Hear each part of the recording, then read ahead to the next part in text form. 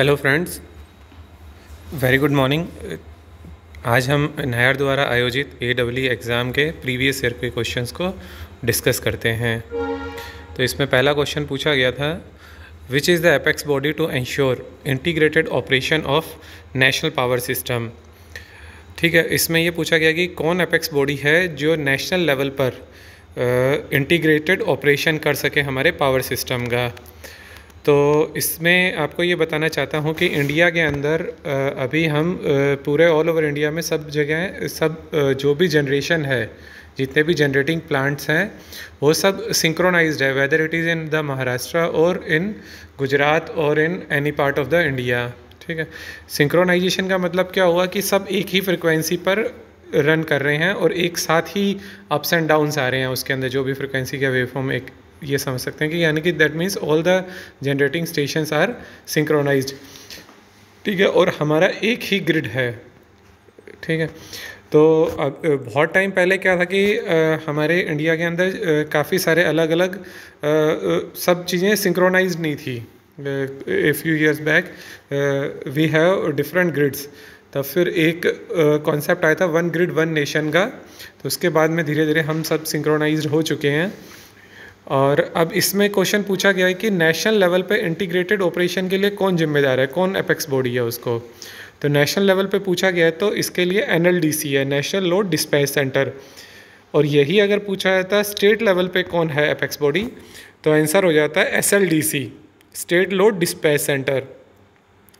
और यही अगर पूछा जाता है रीजनल लेवल पे क्या है, which is the apex body to ensure integrated operation of the regional level at regional level for the power system, अगर इस तरीके से पूछा जाता है तो RLDC हो जाता है। तो आई होप आपको क्लियर हो गया होगा, RLDC मतलब रीजनल लेवल पर।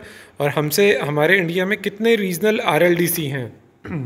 NLDC तो डेफिनेटली एक ही है जो कि दिल्ली के अंदर है इसका सेंटर। RLDC हमारे इंडिया में 5 हैं, eastern RLDC, western RLDC, northern RLDC और southern RLDC, east west north south, और एक है नॉर्थ ईस्ट RLDC। तो टोटल 5 RLDC हैं हमारे यहाँ पर। और SLDC हर एक स्टेट में रहेगा, स्टेट लोड डिस्पैच सेंटर हर स्टेट के अंदर रहता है। जैसे Gujarat state load dispatch centre होगा, फिर Rajasthan state load dispatch centre होगा। तो हर एक सिटी का, हर एक स्टेट का एक लोड डिस्पैच सेंटर होगा। अगर दो रीजन के बीच में, अगर दो स्टेट के बीच में अगर कुछ भी ट्रांजैक्शंस हो रहा है इलेक्ट्रिसिटी का, तो जैसे कोई भी स्टेट ले रहा है और कोई भी स्टेट दे रहा है सपोज़ कीजिए, तो उसको जो मॉनिटर करेगा वो करेगा अपना RLDC रीजनल लेवल पर, अगर विद इन द रीजन हो रहा है। तो अगर रीजन के इंट्रा रीजन हो गया तो उसको NLDC मॉनिटर करेगा, national load dispatch centre. All over India level पे NLDC उसको मॉनिटर करेगा। ठीक है, इसी तरीके से CERC एक ऑप्शन A दिया है, तो ये एक रेगुलेटरी बॉडी है। ये बेसिकली टैरिफ से अपने कितना टैरिफ होना चाहिए किसी भी इलेक्ट्रिसिटी का, उसको निर्धारित करती है CERC, central electricity regulatory commission. ये एक रेगुलेटरी बॉडी है।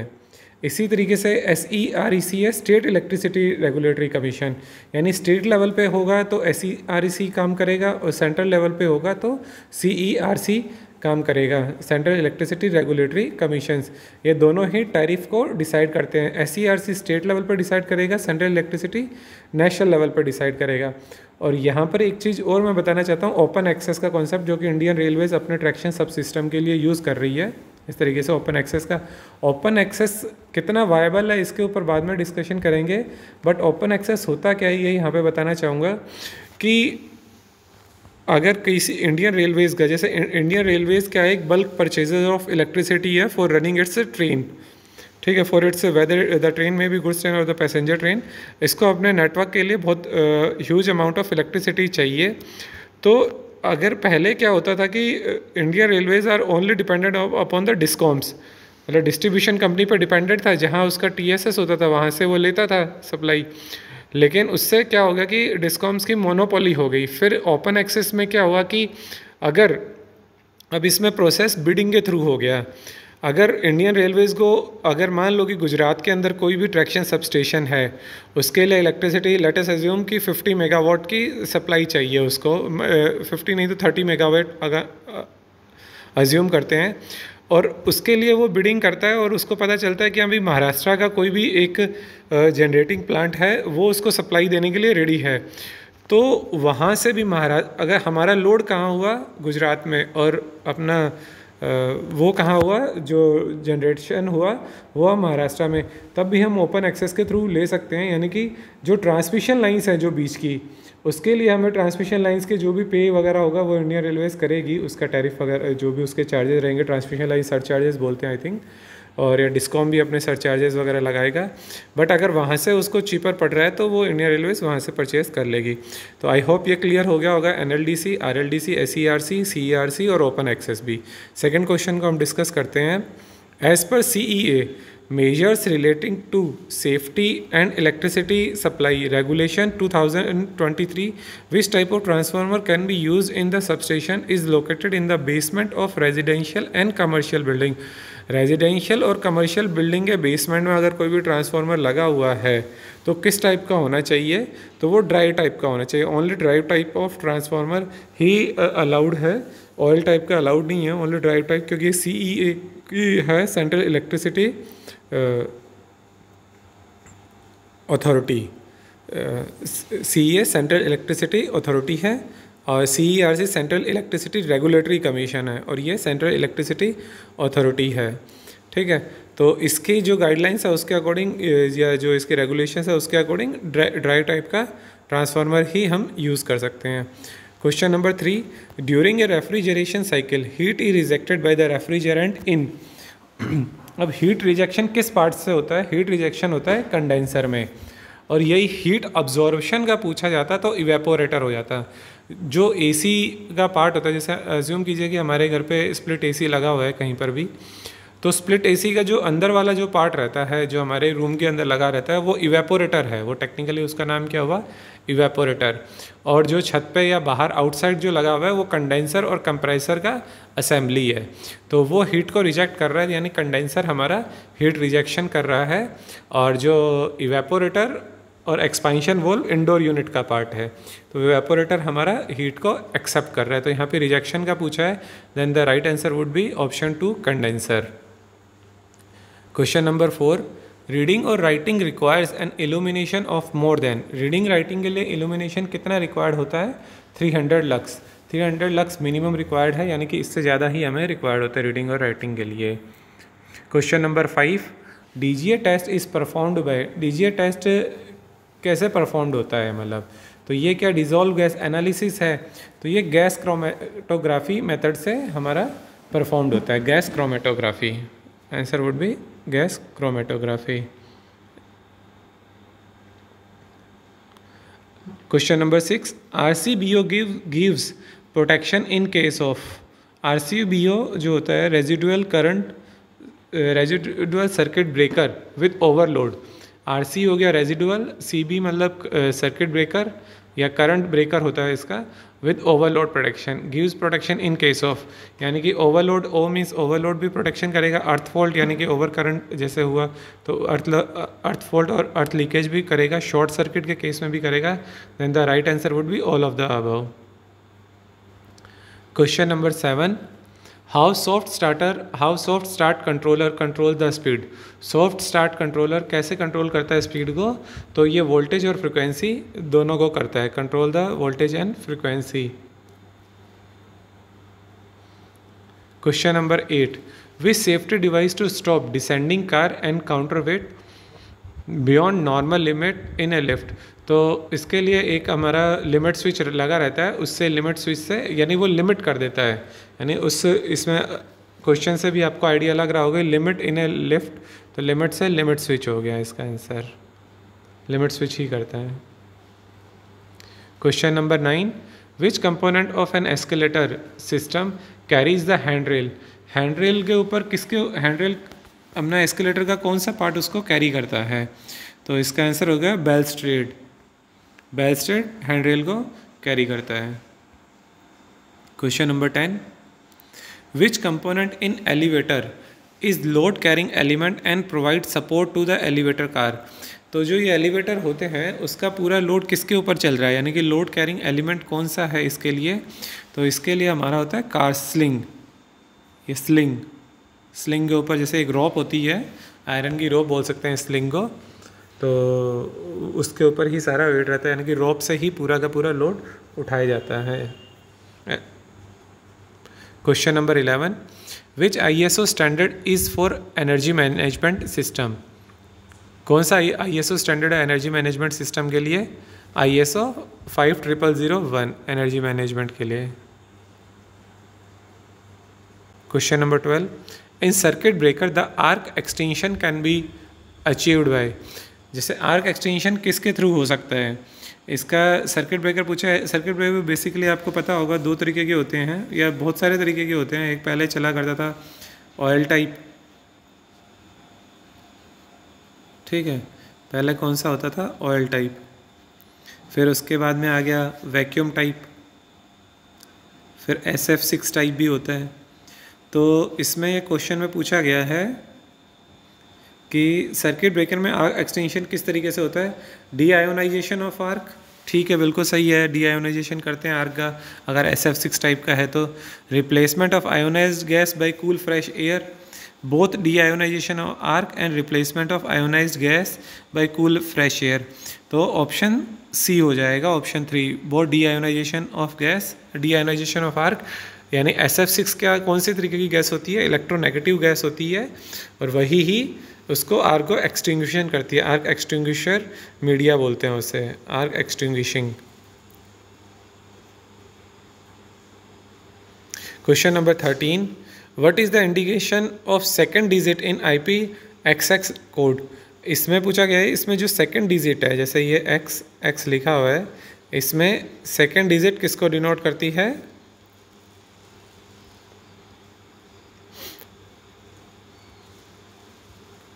IPXX में फर्स्ट जो प्रोटेक्शन होता है वो है सॉलिड का, XX में मतलब फर्स्ट हुआ सॉलिड और दूसरा हुआ अपना लिक्विड, यानी कि ये लिक्विड से जो प्रोटेक्शन करना है हमारा, उससे ये अपने को प्रोवाइड करेगी लिक्विड से। Degree of protection against ingress of water with harmful effect, यानी वाटर से जो प्रोटेक्शन होगा। तो सेकंड, अगर यही क्वेश्चन में अगर ये पूछ रहा था IPXX के अंदर फर्स्ट डिजिट किससे होती है, तो इसमें ऑप्शन ए हो जाता है, यानी degree of protection against ingress of solid foreign object, तो फर्स्ट हो जाता है। और अगर उससे पूछा है, अपना सेकंड पूछा था इस क्वेश्चन में, सेकंड डिजिट क्या करता है? जैसे फ़ोन भी अभी के टाइम में परचेज़ करते हैं तो उसमें भी लिखा होता है IP65 रेटिंग, IP55 रेटिंग। तो मीन्स कि जितनी अच्छी रेटिंग होगी, जितना हायर पे जाएंगे आप, जैसे IP68 है तो वो सबसे बेटर होगा, क्योंकि उसमें मतलब उसको पानी में भी डुबो के रखेंगे तो भी कोई इशू नहीं आएगा, तो वो ज़्यादा रेटिंग है, वो ज़्यादा प्रोटेक्शन दे रहा है आपको वाटर और सॉलिड डस्ट पार्टिकल से। Question number 14, which of the following parameter the capacitance of the capacitor remain unaffected. Capacitance का फॉर्मूला आई थिंक आपको याद होगा, C एप्सिलॉन नॉट, एप्सिलॉन बोल सकते हैं A अपॉन में D होता है। तो ये कैपेसिटेंस किस पे डिनोट किया? परमिटिविटी पर, एरिया पर और डिस्टेंस बिटवीन द प्लेट के ऊपर, ठीक है। तो नेचर ऑफ डाइलेक्ट्रिक पे डिपेंड कर रहा है, ठीक है। इसमें पूछा कि किस पे डिपेंड नहीं करता है? थिकनेस पे डिपेंड नहीं करता है, thickness of plate. Distance between the plate पे भी डिपेंड करता है, एरिया ऑफ द प्लेट पे भी कैपेसिटेंस डिपेंड करता है, ठीक है।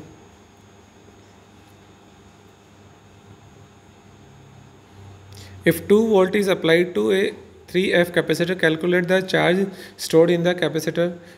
चार्ज स्टोर का फॉर्मूला क्या होता है? Q equals to CV। C की वैल्यू क्या है? 3, वोल्टेज 2 अप्लाइड कर रहे हैं तो कितना आ जाएगा? 6 कूलम चार्ज आ जाएगा। तो answer would be second. Question number 16, the full load copper loss of a transformer is 1600 watt, at half load the copper loss will be. I²R losses होते हैं कॉपर लॉसेस, तो हाफ लोड पे क्या हो जाएगा? I² पे proportional है। अगर I की वैल्यू हाफ कर दीजिएगा, नहीं यानी कि I/2 हो गया। अभी सपोज कीजिए, अब दूसरे केस में I/2 का स्क्वायर, तो कितना हो गया? I² अपॉन में 4, आई स्क्वायर अपॉन में 4, यानी किससे डिक्रीज़ कर जाएगी, 4 टाइम से डिक्रीज़ करेगी ये वैल्यू। तो पहले 1600 था, अब इसका 4 टाइम डिक्रीज़ कर देंगे तो 400 हो जाएगा answer. Question number 17, which of the following diode is used as a voltage regulator. Voltage regulator की तरह कौन सा डायोड यूज़ करते हैं? तो काफ़ी सिंपल क्वेश्चन पूछा गया है, जीना डायोड को यूज़ करते हैं। Zener diode is used as a voltage regulator. और क्या प्रॉपर्टीज़ हैं जीना डायोड की? जीना डायोड एक तरीके से बेसिकली एक तरीके से पीएन जंक्शन डायोड ही है, बट इसमें डोपिंग का लेवल हाई हो जाता है। तो डोपिंग का लेवल हाई होने की वजह से, जैसे अपना पीएन जंक्शन डायोड को जब हम रिवर्स बायस करते हैं तब उसमें अवलांचे ब्रेकडाउन होता है और वो पीएन जंक्शन को अपने जो डायोड होता है उसको डिस्ट्रॉय कर देता है।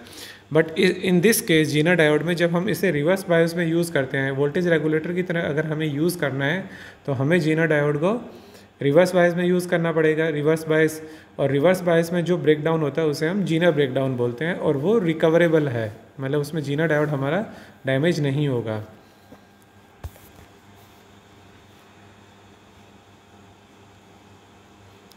What is the full form of SMPS in electronic head code? SMPS क्या होता है? Switched mode power supply. Choose the correct statement. अब इसमें पूछा गया SCR is A by directional device, तो SCR हमारी बाई डायरेक्शनल डिवाइस नहीं है। चूज़ द इनकरेक्ट स्टेटमेंट, तो बाई डायरेक्शनल है ही नहीं है, ये यूनि डायरेक्शनल है, तो फर्स्ट ऑप्शन ही हो जाएगा। SCR is a control device, हाँ बिल्कुल कंट्रोल डिवाइस है। SCR the gate is control terminal, gate ही कंट्रोल टर्मिनल होता है, बिल्कुल सही है। SCR used for high power application, तो SCR का हम हाई पावर एप्लीकेशन में यूज़ करते हैं। चूज़ द इनकरेक्ट स्टेटमेंट, तो इनकरेक्ट स्टेटमेंट क्या हो गया? Bidirectional device.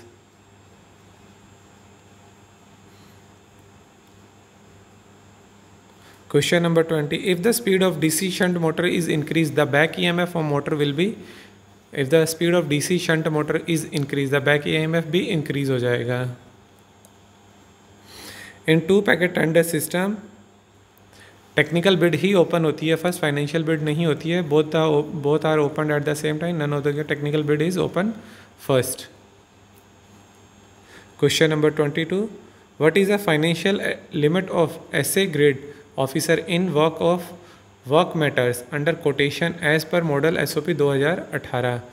ठीक है, तो इसमें हमारा 10 लाख हो जाती है सीनियर एडमिनिस्ट्रेटिव ग्रेड के ऑफिसर की। कोटेशन पे अगर काम कुछ करवाना है, वर्क मैटर्स का है, तो उसकी 10 लाख पर केस है। और इसमें annual ceiling limit I think 1.2 CR है, इसको एक बार क्रॉस चेक करना पड़ेगा। तो इस तरीके से है, 10 लाख पर केस है।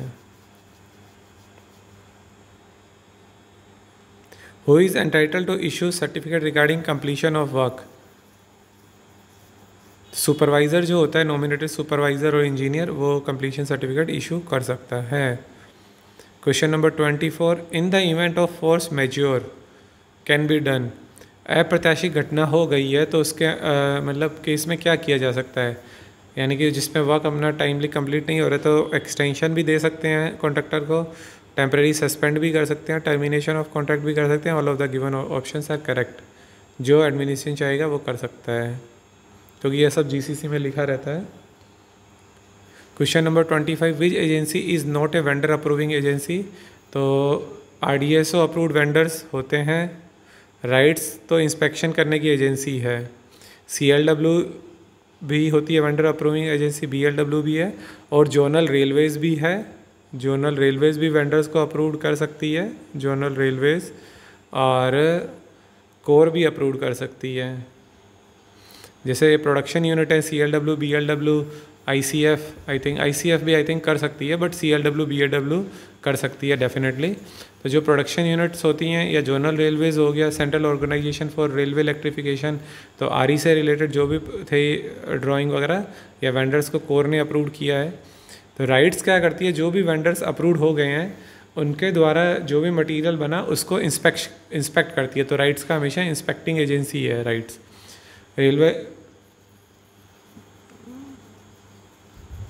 राइट्स का क्या है? Rail India technical and economic services. RDSO का पता ही है, research designs and standards organisation.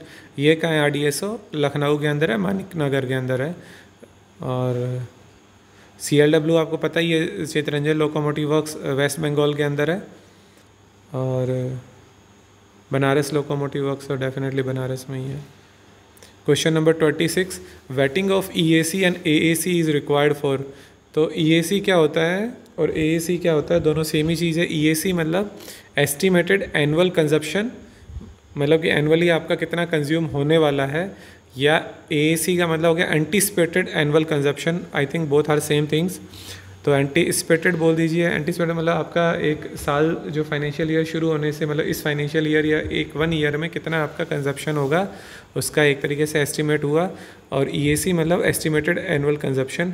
और इसको कैलकुलेट करने के लिए लास्ट 3 ईयर्स का जो भी होता है उसका एवरेज लेते हैं। जो भी मतलब कोई भी एक आइटम हुआ उसका, मान लो कोई एक आइटम हुआ, इस साल आपका 40 हुआ, उससे पिछले साल 20 हुआ, और उससे पिछले साल हो गया आपका 20, या आप 60 है ना, तो उससे पिछले साल आप मान लीजिए 30 मान लीजिए। हाँ, तो टोटल कितना हो गया 90 3 ईयर्स में। तो इसका निकालने के लिए फिर 3 से डिवाइड कर देगा, यानी कि 30। तो नेक्स्ट ईयर में आपका एक्सपेक्टेड 30 रहेगा एवरेज, मतलब एंटिसिपेटेड एनुअल कंजप्शन कितना रहेगा, 30 रहेगा।